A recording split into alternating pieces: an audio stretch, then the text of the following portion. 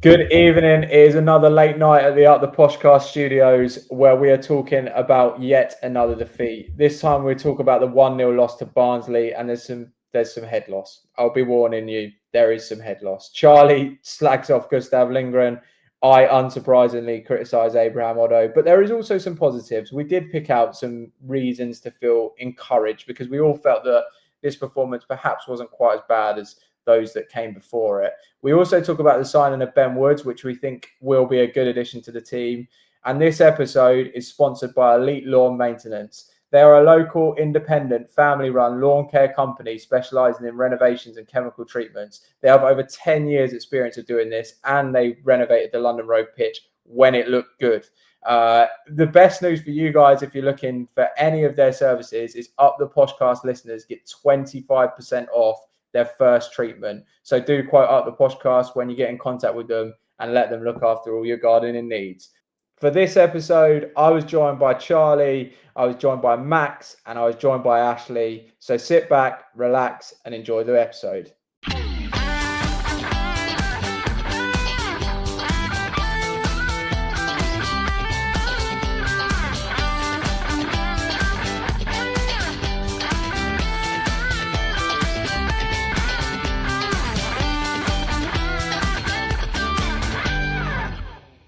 Charlie, are we ever going to win a game of football? Please tell me that we are.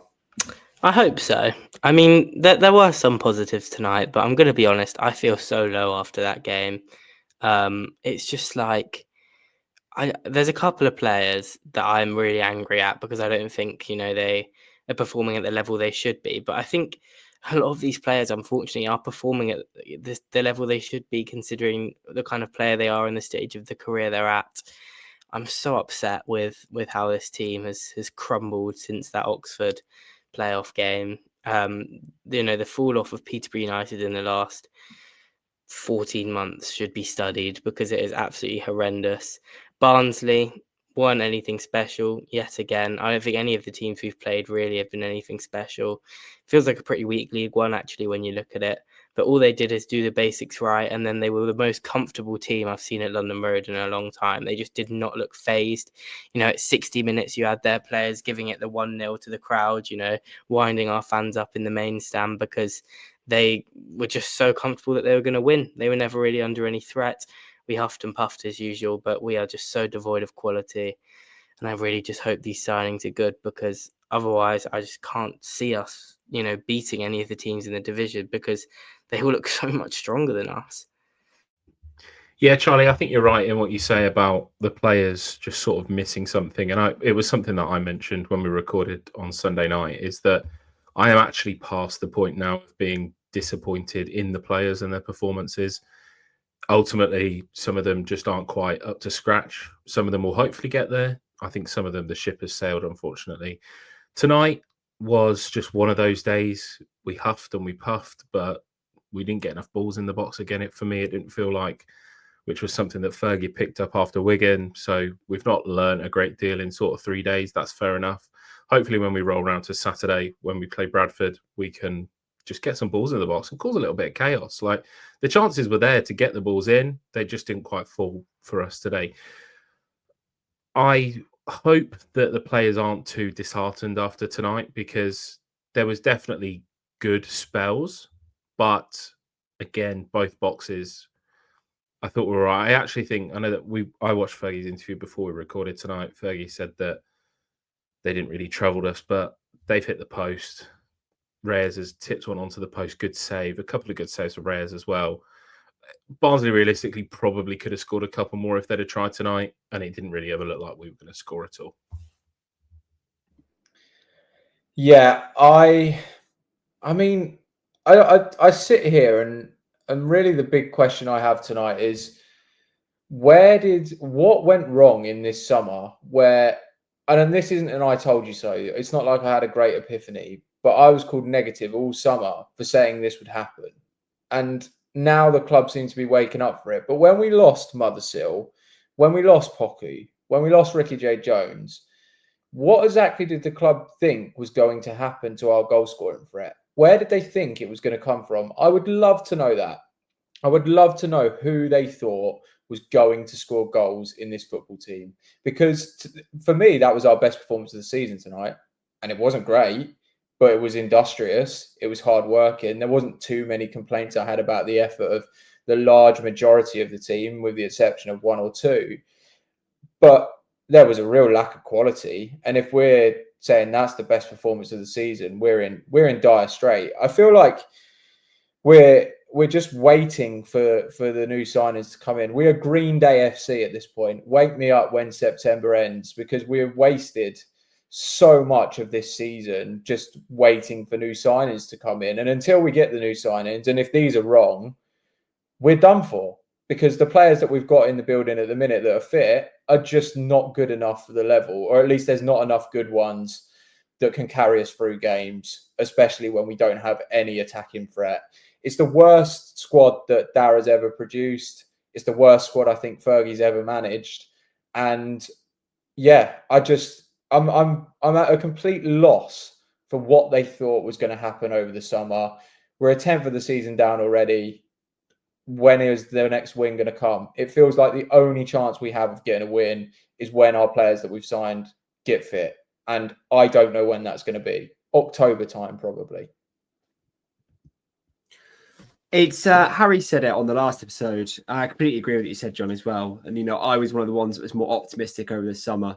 And I feel like I was completely wrong in that regard. It is really worrying to see the level of this squad and what they can produce. But Harry said it last episode.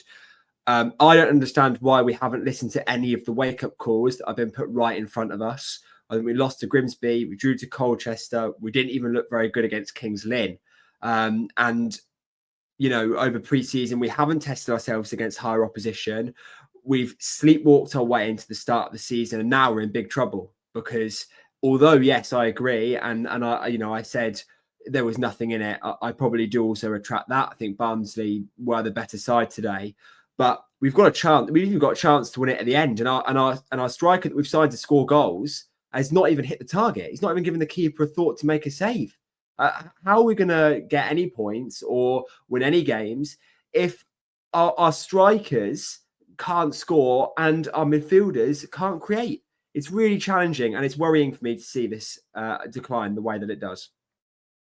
Yeah, I think the thing with me as well, Max, is you talk about those warning signs and how we should have seen this coming. And like, we obviously have the financial capacity this summer to make more signings and to make quite a few signings because we're doing it now. So we can't even, you know, blame the wage cap and say, you know, we couldn't make those signings because we've not sold anyone. The only thing we've done is take the Collins offer off the table. That's the only thing that maybe could give us a little bit more wiggle room. But all of a sudden, we're able to make these really competitive signings, and we're stealing players from, you know, championship clubs apparently in Garbett, and we're putting in significant bids. We haven't actually, since we supposedly were done in the transfer window and we only needed a couple more pieces, we haven't actually really done anything financially that would mean that we can make these signings, which then concerns me because it makes you think, okay, well, maybe Darren and Fergie actually did think this squad was good enough.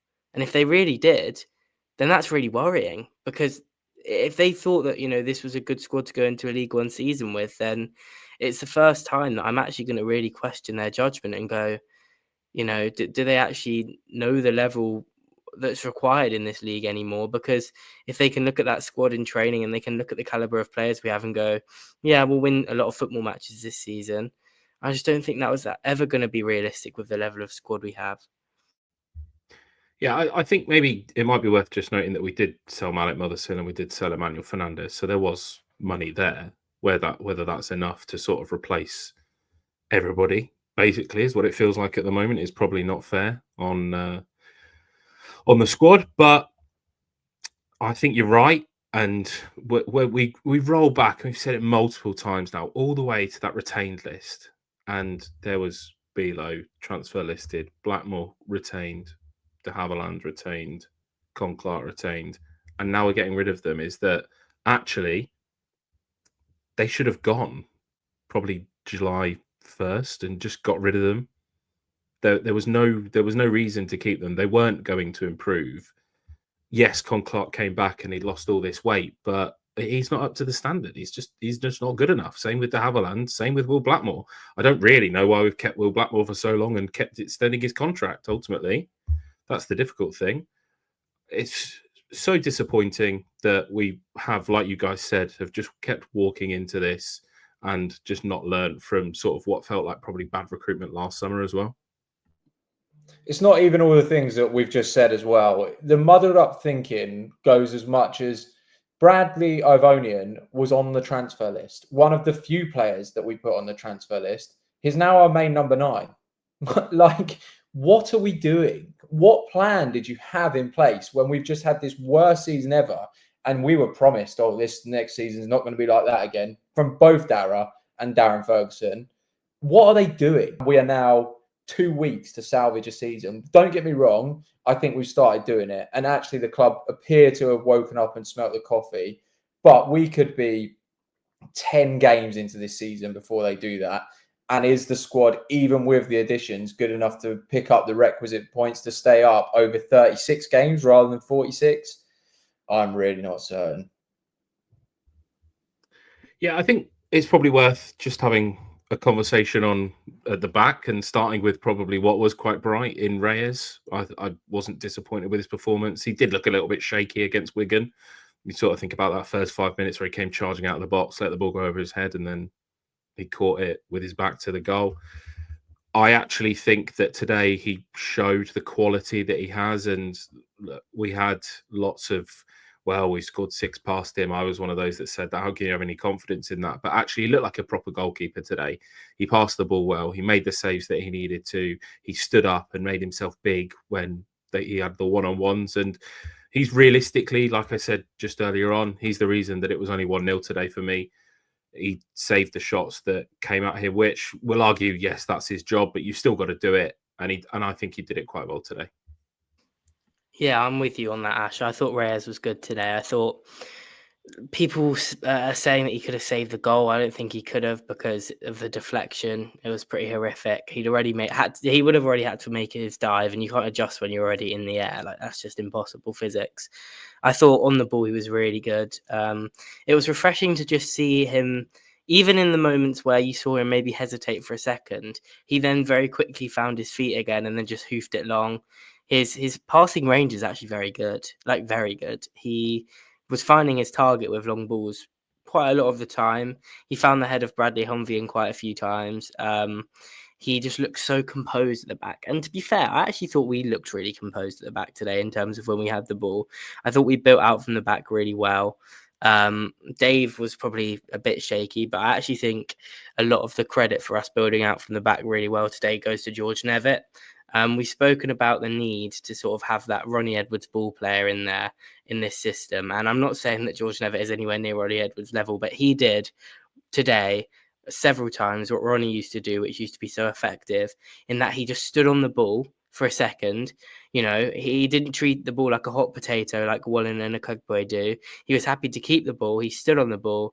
He let a player run towards him.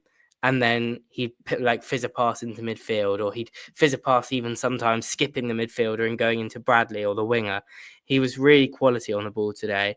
Obviously, off the ball, he's still got a lot to learn, hasn't he? You know, he let McGoldrick run in behind him when he hit the post. That's sort of par for the course for George Nevit. I feel like you're going to get one hairy moment where he lets a player run off him, and he's still, you know, looks a tiny bit better physically, as in stronger, I think, but he's still quite slow, isn't he? But that's, you know, you can't train pace massively.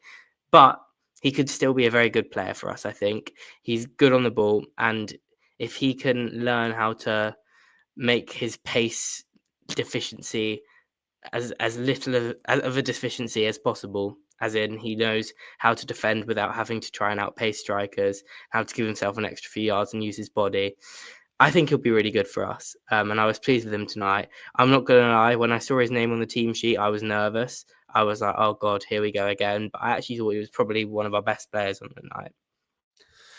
I think we've got to remember with George Nevit is he's still only 19 years old, and that's the big thing for me, is that he has so much talent, and he's been thrown into the sinking ship, it feels like, in terms of our centre back situation.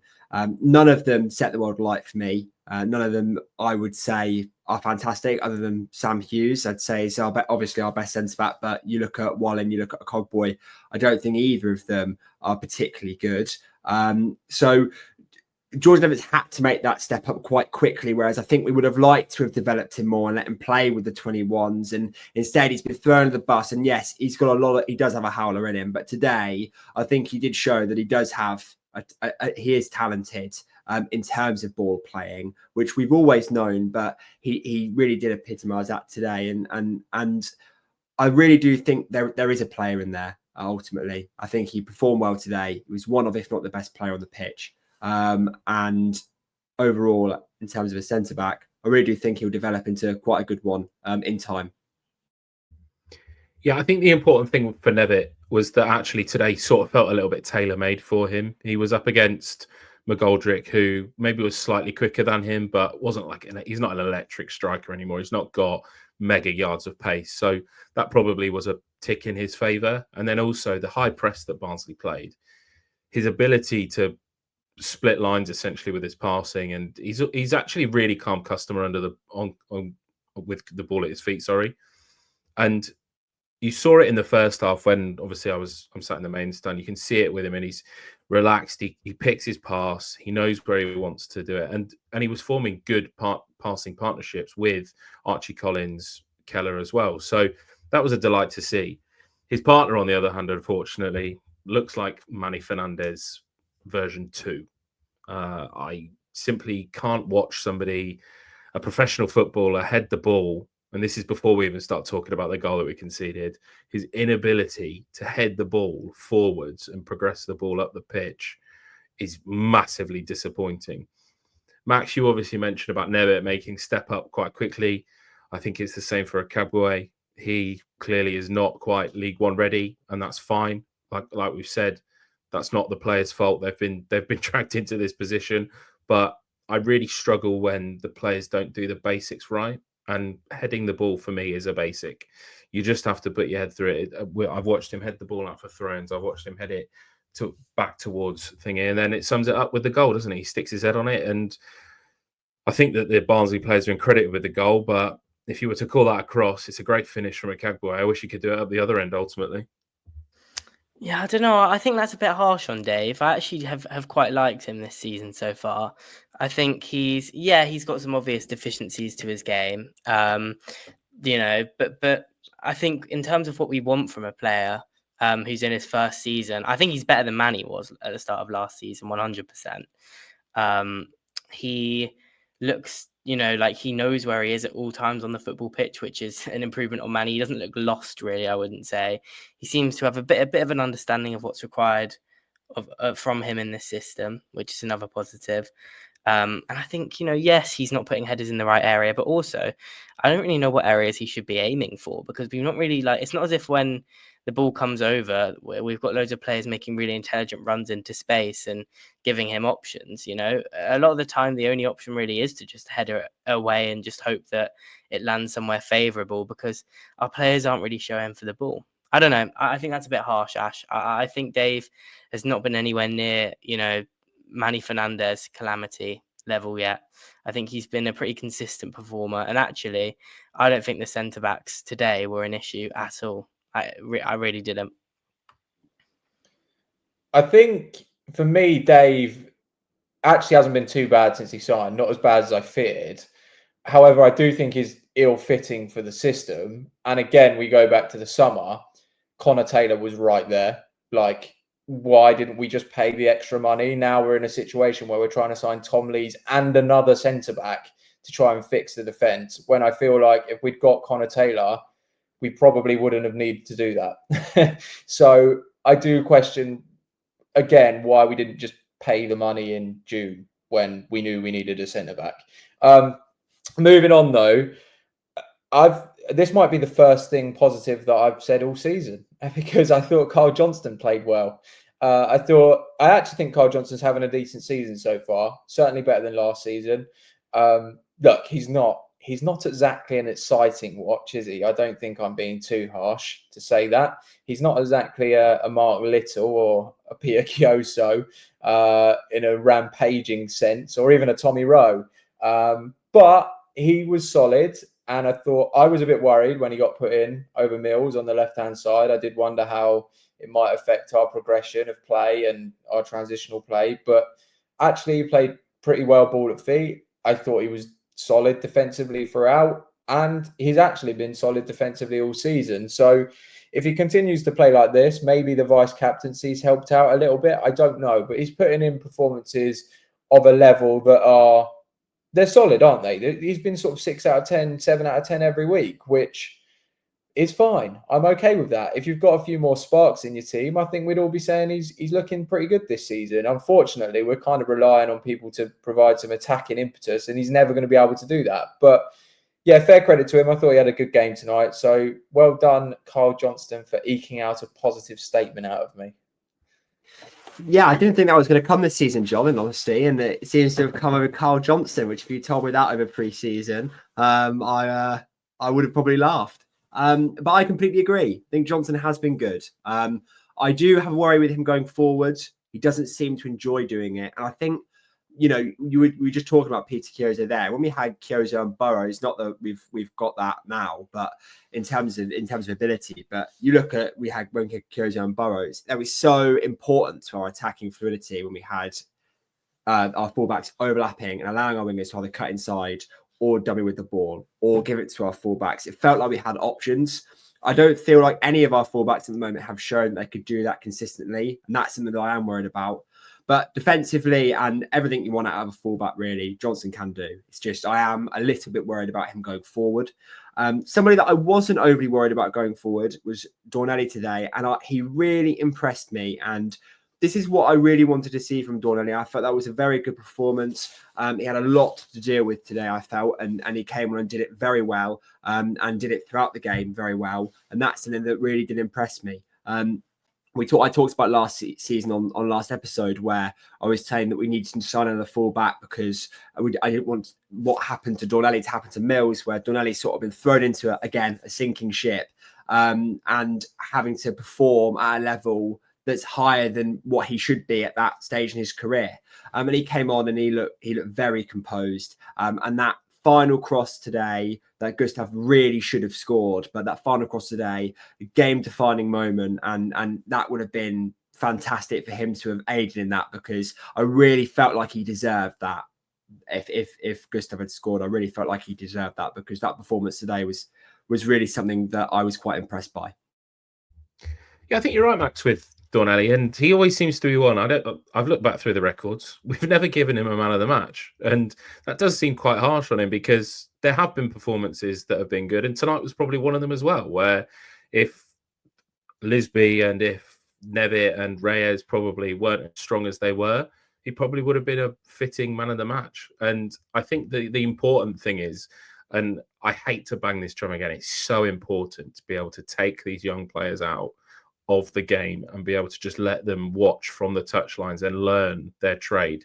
We've obviously seen it with Mills tonight. He got taken off at half time. I actually think that Mills being given 90 minutes on the touchline is probably going to benefit him in the long term.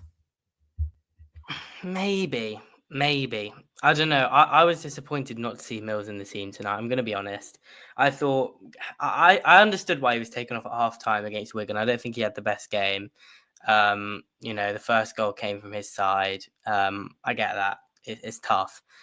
I must say, I think he's been stitched up with who's been playing in front of him. I don't think any of the wingers, even when they've played well in an attacking sense for periods, any of the wingers have done a good job defensively on that left-hand side in really supporting him. Especially Abraham Odo. It just seems like it's a poison chalice playing anywhere near that guy at the moment, but I'm sure we'll talk about him later. I just think, why wouldn't we use our natural left back in a game like tonight? It was the first time tonight, because of Nevit playing at left-sided centre-back, that we could have had real balance in that team, in terms of we could have had 2 left-footers on the left of defence, 2 right-footers on the right, and it just would have made sense. I don't think Mills will be particularly tired because he's a very young, fit lad, and he's going to be, pretty fresh after only playing 45 minutes at the weekend, coming off at half-time. And also, I actually would have liked to see him come on when we were chasing the game today. Even, if that had been for CJ or Dornelli, I think his delivery and the quality that he can get into the box would have actually really helped us. I know, obviously, bringing on a defender when you're losing is sometimes a bit of a, frowned upon by some people, but I don't think that would have been a defensive switch at all. And I think, as much as I do like Johnston, I don't think him running down the left-hand side and trying to overlap, because the issue is he has to overlap and then he has to get his entire body round the ball if he wants to put anything good quality in. Whereas with Mills, obviously, he can overlap and then he can just sort of scoop him with his left foot and put the ball across the box. I think Harley Mills should have come on tonight, and I was really disappointed in Fergie that he didn't bring him on. Just moving a bit up the pitch now into the midfield, I personally thought Collins and Keller in particular deserved a sizable amount of credit. I thought Collins' first half was really good. His ability to take the ball under pressure really stood out, and there was 3 or 4 times where he just stepped aside past the Barnsley player and distributed out. And it was more like the Collins that we saw last season. I thought he was really, really good first half. He faded a little bit in the second half. I definitely wouldn't have taken him off, though. I think Archie Collins should play 90 minutes every single game of football because he is the best player in this football team. I don't really know why we decided that Donny would be a more progressive passer than Archie Collins. I just completely disagree with it. The other one I wanted to point out was Keller, who I think played very well. I think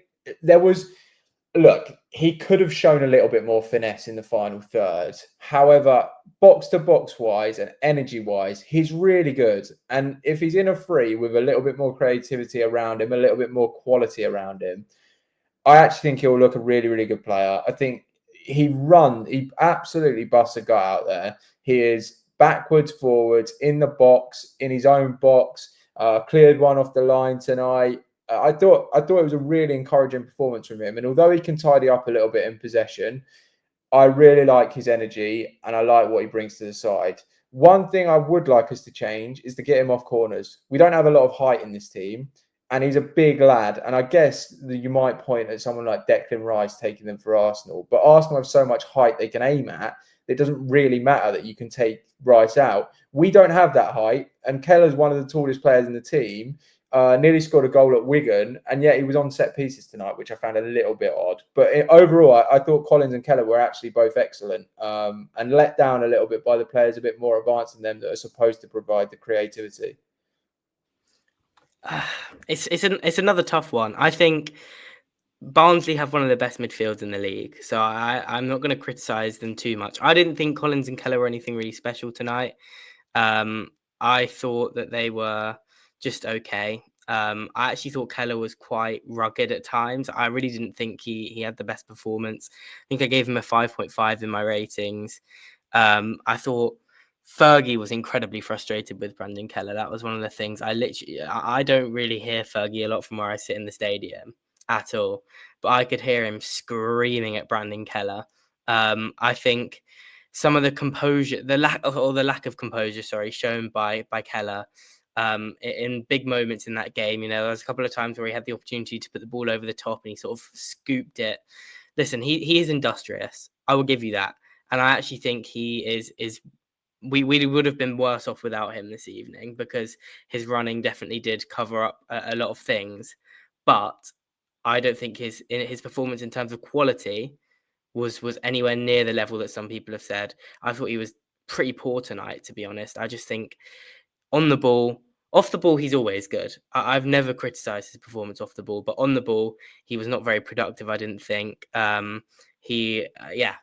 just wasn't a massive fan of his performance.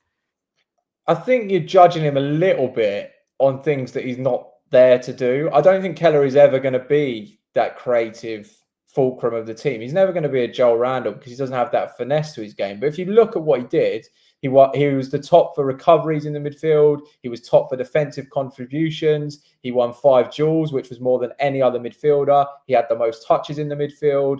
He was top for passes into the final third with 11, which is the highest any midfielder in this team has done this season. So there's a little bit of creativity. He was advancing the ball pretty well and more than any of our other midfielders have done in any game this season. Like I say, he cleared one off the line and he got back and blocked a goal-bound shot as well. And he hit the bar. Like, that's a box-to-box, all-round good performance. And yes, he didn't pick the pocket of the Barnsley defence very often, but I don't think he's ever going to be that player. It's not his job to do that. That's what Lolos is in the team for. That's what we brought Donny on to do. It's their job. It's more their role than his. So I think you're being a little bit harsh if you're judging him on because he didn't play a through ball to Brad. Well, I think I was talking about his quality, not his endeavour. I believe he probably did make a lot of recoveries, but also when you look at Archie Collins, who probably had a bit of a quieter night in my opinion tonight. Keller 0% accurate long balls. He attempted 5, not a single one met its target. Collins 60%, 3 out of 5. That's the level, really. You look at his passing accuracy, Collins was higher as well. I'm not talking about endeavour, and I'm not talking about trying to make things happen, but I just think in terms of quality, Keller's performance just wasn't quite there. Let's move up the pitch because there's a player that I want to talk about again. And I think he was fantastic against Wigan. I think he's been fantastic tonight, and that's Odoh and Lisbie for me. I honestly think that we have such a good player in Lisbie. He has so much talent. I don't know how the referee has not awarded a penalty. I don't know if somebody got a better angle on, I say better angle, I'm talking to you, John, because me, Charlie, and Ashley were all in the same stand. But yeah, from where I was at, Max, Fergie said it in his comments. Well, I'm not convinced. It's one of them. It's kind of 50-50, but Lisbie sort of leans into him first, and I definitely wasn't Stonewall. It looked it on first view, but the replay, yeah, I'm not convinced. Well, at least he's tried his best in terms of running in behind the defence to win that penalty. But that's exactly what I wanted to talk about with Lisbie's performance, is that running in behind. And we've seen it so many times with Odo, where the fullback won't be on the same wavelength because Odo won't run behind the defence. Instead, will try and pass to his feet. Odo will stop. He'll try and run at the man, stop and pull it back. Lisbie's willingness to run and also his willingness to run everywhere. Like it really felt like he was pressing every ball correctly, really putting pressure on their wingers. And that's something that's really impressed me once at Wigan and today. And if he can consistently do that with that sort of stamina and that sort of ability, then we're going to have a player that's going to be so exciting. Again, I don't think it should be his job right now. There should be somebody ahead of him and he should be coming on in terms of development. This is not something that we should be doing, is starting Lisbie every week. But if he's going to bring performances like that, then he could really be up there in conversation to have that starting role on that flank. Yeah, the thing that I really like about Lisbie is that he's one of those players, he's just going to get you off your feet, isn't he? He's exciting. Like, you actually don't really know what he's going to do, but what he is quick and he just has pace. Maybe not quite the finished article in terms of his ability to completely beat a man, but when there's space in front of him, what a relief. It's so nice to actually finally see a man just run into open grass, and so enjoyable to watch. There were times today where he looked like nobody was going to catch up with him. In the second half, he just looked like he was going to drop the shoulder and beat the man. We saw it a few times. It's, like I said, it's refreshing, isn't it, to just have a little bit of excitement. And I think that's probably what we need. And it would be nice to see that again on Saturday, is just somebody that's going to get the crowd up. I know that he was doing it. I know that Brad was doing it. Just like they're ready to fight for the cause. And it looks like that's what we're going to need this season. And I hope that Lisbie can play a big part in that because, like I say, he's exciting.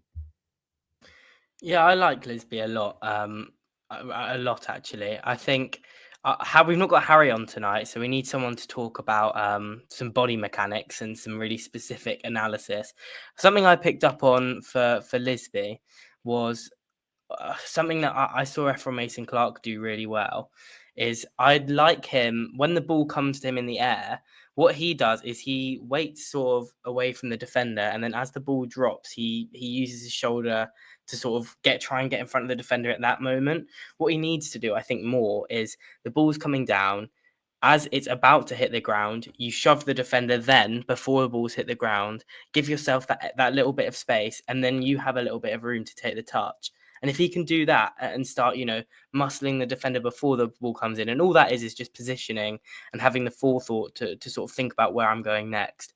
And also, I'd quite like Lisbie to start looking at where his next touch is going to be.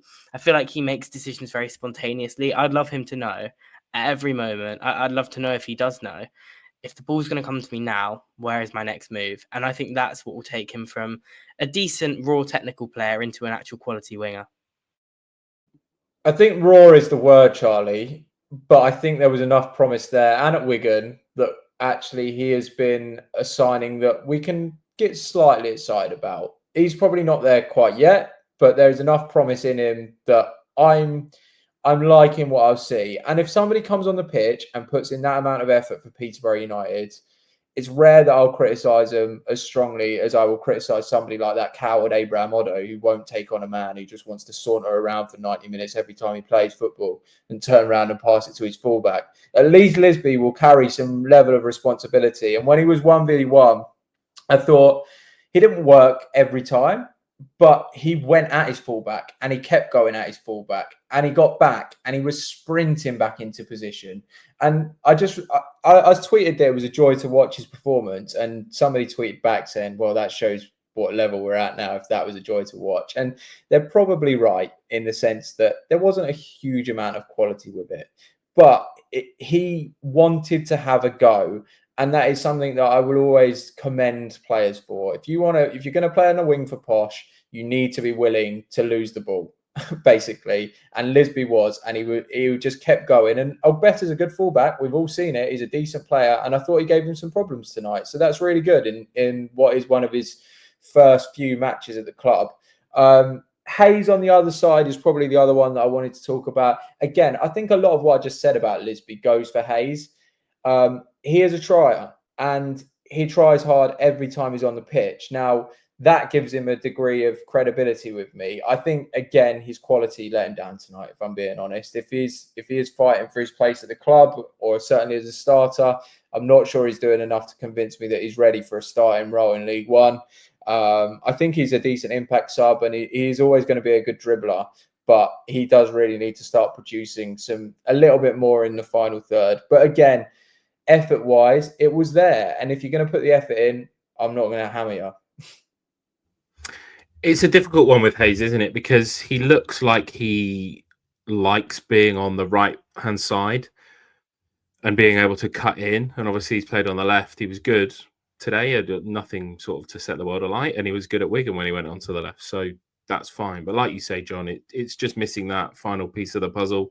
But I think that's probably the same with Lisbie as well. So if the wingers can get it right and you add Frith into that as well, then I think that we've got a good rotation of three there that can all play 60 minutes, 70 minutes. Then we can swap them out. Then we can potentially change the formation and things like that. The one man that definitely does not want to be on the pitch is Abraham Odo. And John, you mentioned it there. This is a man that simply cannot get the basics of football right. He, again, tonight has laid a pass off and it's gone to a Barnsley player in our own half. I don't know how many times the man can do this and do that and just not play a simple pass to a teammate. It really isn't that difficult. It's not like he's spraying balls across to the other side of the pitch. It's literally a 10-yard pass. That simply isn't good enough from Abraham Odo. And Lod's mentioned previously, sometimes it does feel like it is a little bit of an Abraham Odo witch hunt, but it's just the simple fact that he ultimately is not good enough for Peterborough United. Yeah, I saw someone on Twitter say, I'm actually just going to read the tweet, I've got it here. People singling out Odo should hang their heads. Really? There's only one person who should be hanging their head, and that is Abraham Odo himself, because he is just not good enough. Like, he isn't good enough. And if he wants to be giving fans evils and, being pretty egotistical from the outside perspective. It looks like he sort of thinks he's above some of what's going on the pitch. He needs to start performing. He came on as an impact sub. He literally, I think it was touched on in the last recording, he had the easiest job in the world. You come on as a winger against tiring legs. That should be your bread and butter, especially if you're a starter. Could you imagine if Efron had come on in that game tonight? Which, bearing in mind, and that's not an unfair comparison to make, because Odo was meant to be Efron Mason-Clark's replacement, and it's his second season now. Could you imagine Mason Clark coming on against those legs, those Barnsley legs? He would have absolutely had a field day, and Odo couldn't even beat them when he tried. And it wasn't because, he was being played the ball in difficult areas. He was given loads of space. Fergie, again, brilliant tactics because he managed to get the wingers in loads of space. Odo was one of those, and he just did nothing with it. And he is not good enough. He simply is not good enough. We need to move on. We need to get him out of this squad. He's one that, if we need to free up some cap space, just sell him.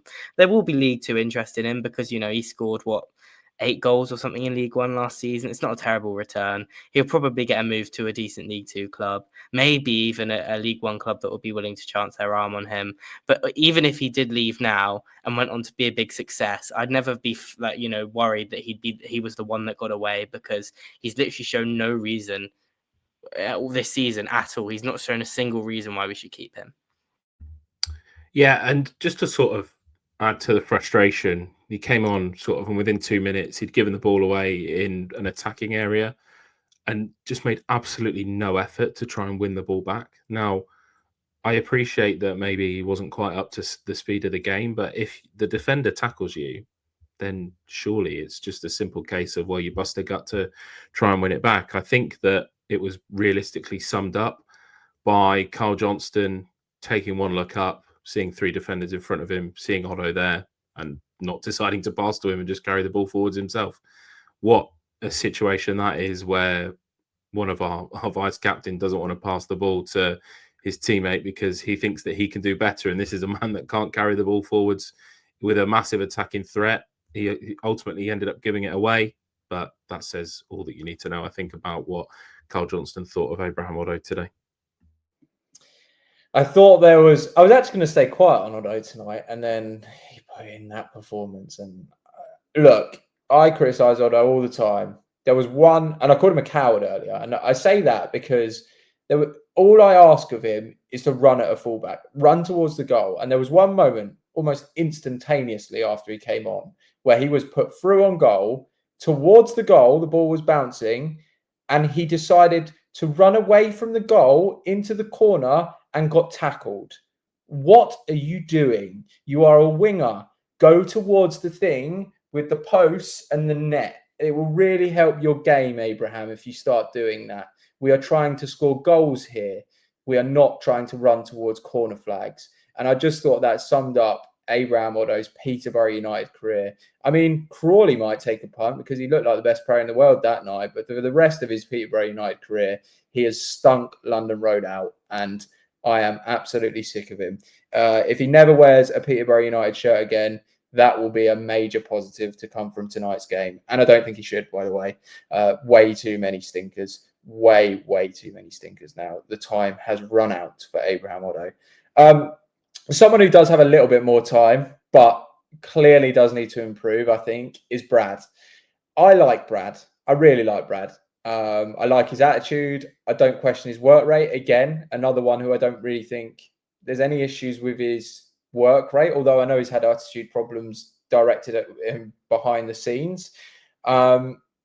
It's his quality that's a little bit troubling for me. There are moments with Brad where I think he looks really powerful and strong, and he holds the ball up well and he links the play well. And I think, yeah, you've got a little bit of something. And I think there are glimpses with him, which is more than you can say for some of the players in this squad. But I'm not sure that he's a 46 game a season League One striker at the minute. I think he needs to be a bench option and use as sort of a rotational option, a bit like when he came off the bench against Wrexham, and he obviously had a really good impact there. And I think that's his role this season, or at least that should be his role. I feel a little bit sorry for him carrying the fight in a difficult role on his own, but I'm not quite sure he has the quality, at least consistently just yet, that he is ready to play as the main man in a League One team. It's a tough role. and I'm not quite sure he's up to that challenge just yet. But I'm certainly not writing him off. Yeah, I mean, I'm in complete agreement over Brad, John. I think in time he could be a decent player, and I completely agree with leading the line alone for a League One team when we are struggling with creativity, and that's something we are really struggling with, is creativity, and I think Brad suffers from that because he's very good at putting his body about. We saw that at Huddersfield last season. We've seen that multiple times this season. He's very good at putting his body about. He's very good at being a nuisance. But this team is so inconsistent in the final third, and we lack any sort of creative engine at the minute. And that is something that is worrying because Brad's not getting any service, so Brad can't score. And when Brad goes on his own, he also can't create. There was a chance where he'd whip the ball into the box, and I think the ball, when whipped, actually went behind him and didn't go near anybody's heads. So it really does scream out for needing another striker in the door. And I think Gustav Lingren's performance today really did epitomise that, how we need another striker, because how you cannot hit the target there is absolutely ridiculous. You have to test the goalkeeper.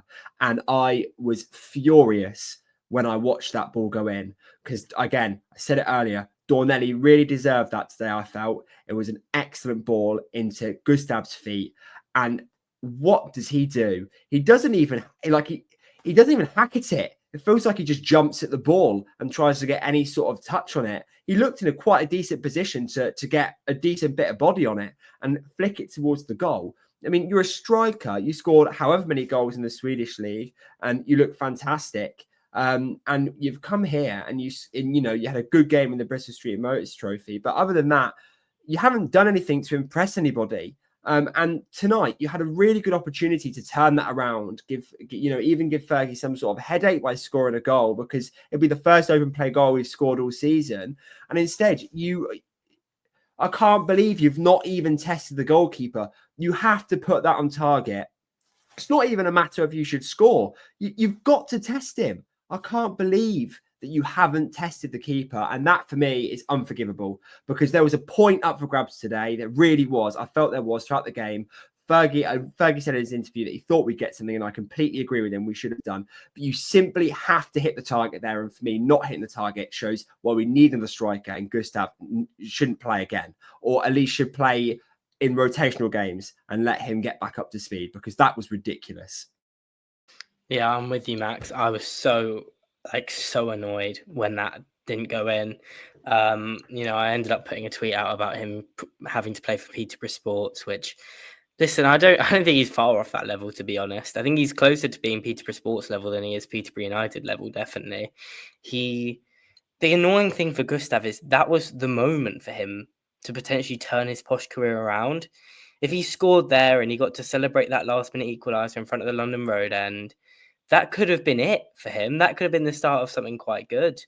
But no, not even close. Just put it over the bar. It's like, I'm fed up of him. We spent 500 grand on this guy.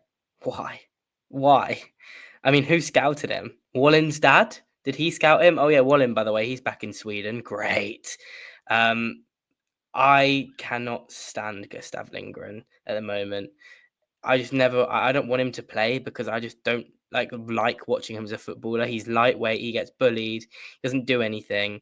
He just completely ghosts surrounding games. He's just awful, just absolutely awful.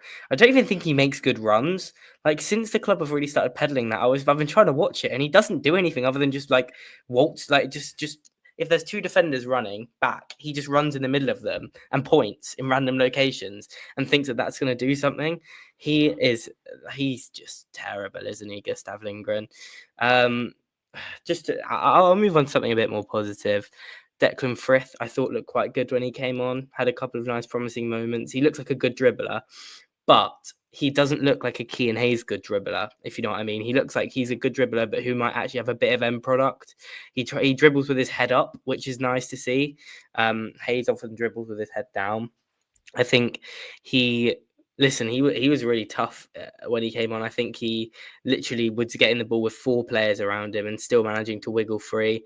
The ref didn't give anything in his favour tonight when he came on. He was tripped about 3 times and he got absolutely nothing. Thought he had a good impact. I prefer him on the right to the left, but I think that's just my thing with wingers. I prefer inverted wingers, sort of the classic wingers. But yeah, I thought he was good. I thought he was good, but Gustav Lingren is still rent free in my head. I just can't get over it. But Frith will start on Saturday. Gustav may start on Saturday in an emergency loan to Peterborough Sports. Wow, passionate about Gustav. It's okay to just say he isn't good enough, which is what he is ultimately. Another man that probably isn't quite hitting the mark is O'Brien Brady. Came on the pitch, didn't do anything in the slightest. I think that's probably the big frustration, is that 75% of the subs today probably took us backwards. They didn't really change the game in a positive matter. Maybe that's not their fault, but if Frith is happy to run with the ball, then that's fine. But the other 3, they didn't really do a great deal. And I don't think that it can reiterate any more than it already has how desperately we need reinforcements. Some of them are already in the building, but we still clearly need another winger, another striker, and another centre-back by the sounds of things. Well, we might need all of those positions, but we do have another midfielder. Ben Wood signed in the week from Accrington Stanley. On the face of it, I think looks a decent signing to me. Max, what's your thoughts? Over the moon. Such an excellent signing. It's exactly what we need. Perfect profile of player for Peterborough United. And it is excellent to see him come in. He looks to be a number 8. And that's something that's really key, but he can score goals. And I think it was Ashley that was talking about the other day. You know, when was the last time that we had a match-winning central midfielder? Ben Woods could definitely be that player that can come and score us a goal. He has an excellent shooting technique, which is something that I'm really looking forward to seeing. And in this system that Fergie has been testing with 2 8s and a 6 without playing that number 10, if Ben Woods can add goals to 2 number 8s, and that could be a system that we could see flourish. And that is the most positive thing that's come out these last 5 games, is that we've signed a player of Ben Woods' calibre, because I really think he's going to be a hit. I can't see it being a miss, actually. I'm that confident in Ben Woods being a good signing. And this is a step in the right direction from these signings that we're getting in now, which we should have got in at least a month ago. I cannot believe it's taken this long to get him done. But it's such a good signing, and I'm really looking forward to seeing him play at London Road. Yeah, I think I'm with you, Max. I think just looking at his stats in League Two, 15 goal contributions last season, that's the exact sort of player we should be signing. That's exactly what I said when Bass came in. It feels like somebody that's ready to make a step up a level, and I'm happy for Peterborough to give them the platform to be there. Generally, if they're getting that many goals in League Two, you'd like to think they can make the step up to what we are now, which is a bottom half League One club. What I would also say is, with the addition of Woods, with the addition of Garbett, with the addition of Lolos, who's now getting fit, with the addition of Keller and Collins still being here, a lot of these players that we're really critical of, like Donny O'Brien Brady, is going to be 6th choice. Now, as a 6th choice League One midfielder, am I comfortable with Donny O'Brien Brady filling that squad role? Yes, I probably am. He's not really great, but as a 6th choice, very limited game time, he can probably play that role. Am I comfortable with Gustav Lingren potentially being, if we sign a striker, get Brad, include Lolos as a forward, being the 4th choice striker that we use in emergency moments and probably never see? Yes, I probably am. These players that we're really picking on, I guess, or there's doubts over Kagwe and Nevit, for instance. Well, neither of them are going to start. If we sign another centre-back and Sam Hughes gets fit and Tom Lees is good, they're 4th and 5th choice. They're okay for those roles. And all of a sudden, the squad is starting to take shape. So I think Woods is an important signing in that, because it gives us the depth that means that these players that are playing way too often, and often we're very critical of, and I agree with Ash sometimes, we probably are a little bit too harsh on some of them in the sense that they're just not good enough for the level. So how angry can you get with them? Well, they'll be playing roles that are more suited to the level of ability that they have, rather than being thrown into the wolves and made to play 46 League One games as a starter. So Woods is a good signing for that. I'm really happy with how the midfield's now looking. And when they get fit, I think there is some promise in that area. I think we will have a competent League One midfield outfit. Yeah, I can really see the vision with the Woods signing. I think Keller and Woods as a double pivot has a lot of potential. I think they compensate for each other's strengths really well. And I think what they will be is they will be so industrious. Like Collins and Kyprianou were in that, when they were really at their best, in the sense that they just covered every blade of grass. And it just felt like they every week just left everything on the football pitch. I think that's what Keller and Woods will do, both on Keller's on a 4+1, Woods is on a 4-year deal. That's fantastic for the football club, future-proofing against more terrible things going on. And I think Lolos playing in front of those two actually will be really, really good. Lolos tonight, I know we didn't touch on him, but I felt like he often puffed, but clearly out of fitness. But I do think there's a real player in there. We saw that in moments, even just at Wigan when he sort of turned twice and had a shot. That was just a little bit of quality that we hadn't seen so far this season. I think that midfield three of Woods, Keller and Lolos has real potential. I can really see the future. And then obviously we've got Garbett, who's a bit of a maverick and can sort of go into any of those three roles and probably will start for us. I think it will be a really good midfield in the future. And to be fair, this season potentially, I think Woods was my first choice replacement for Archie Collins. And I know we've not lost Collins yet, but we're going to lose him. And Woods will take his place and I think carry that mantle forward very well. Well, we need him to be a good signing, and I think we're all in agreement on that. With that, we're at the end of the episode. Whilst we're wrapping up, we would love to hear in the comments, what are your three strongest midfielders? How do you think Posh will line up when everyone's fit? Please do get in the comments and tell us that. If you're not subscribed as well, please do subscribe. It really helps us. The numbers are still growing, which is great to see. We promise we'll try and bring you a win to cover soon. Please win. The Hard Truth Derby at the weekend, so countdown for kickoff. We'll be back for that when we take on Bradford. High-flying Bradford. I don't think we're going to be too optimistic with our predictions, but fingers crossed for some upset. With all that said, up the Poshcast. Up the Poshcast. Up the Poshcast. I can't believe you both did that at the same time. That was really icky. Yeah. Really icky. Mega icky.